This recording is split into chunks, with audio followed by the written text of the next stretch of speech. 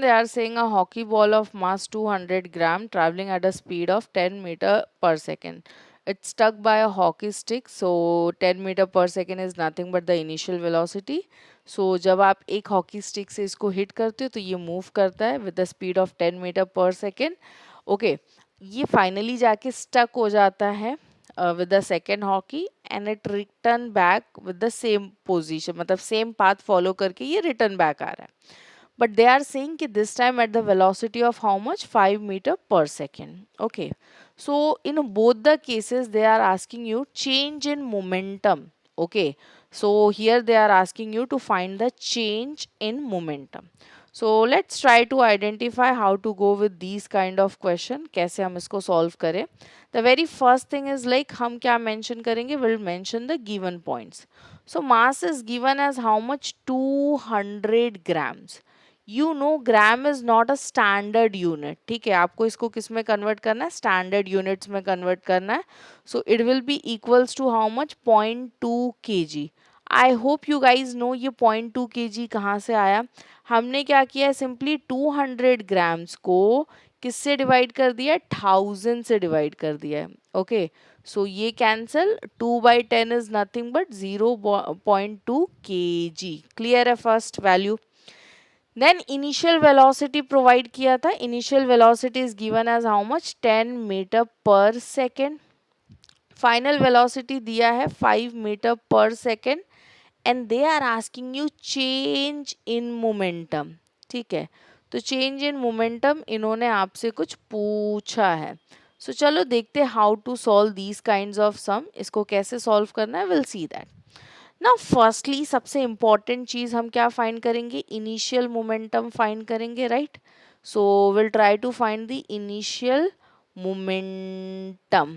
Okay, जिसको मैं P I से भी रिप्रेजेंट कर सकती हूँ.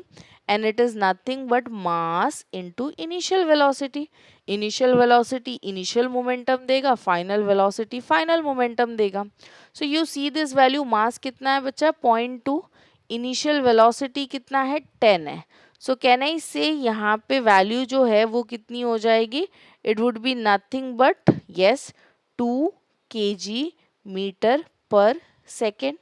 This is nothing but your initial momentum. Now moving to the next. अब हम क्या फाइंड करेंगे? फाइनल मोमेंटम फाइंड करेंगे. So will try to find the what? Final momentum, that is P F. So this is nothing but M V. So mass is nothing but 0.2 and final velocity हमारा कितना है? 5 है. Simply आप multiply कर लो, you will get the answer. Yes, so it is nothing but 0.5. Okay, एक और चीज, इनिशियल वेलोसिटी हमने पॉजिटिव रखा तो सिंस ये सेम पाथ को रिट्रेस कर रहा है but in opposite direction, so you are suppose to go with this minus. ठीक है, तो यहाँ पे हम साइन क्या ले लेंगे? -5 metre per second. And same thing यहाँ पे भी रिप्रेजेंट होगा. So it will be 0.2 into 5 is nothing but 1. But since ये अपोजिट डायरेक्शन में है तो negative sign. So -1 kg metre per second. अब बच्चा उन्होंने चेंज इन मोमेंटम पूछा है आपसे. Okay, change in momentum.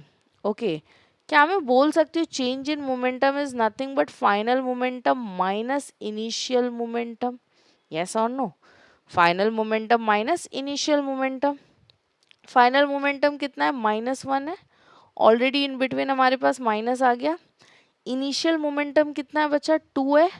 Okay, so now this is equals to how much? -3 kg meter per second. Clear है how to go with this? So you can mention that change in momentum occurred in this motion is nothing but -3 kg meter per second. Okay, so yeah, I hope you guys are clear with the solution. If you have any doubt, so please post in comment section. Thank you. You can also mention this as delta P, and answer is nothing but -3 kg meter per second. So delta P represent change in momentum. Okay, thank you.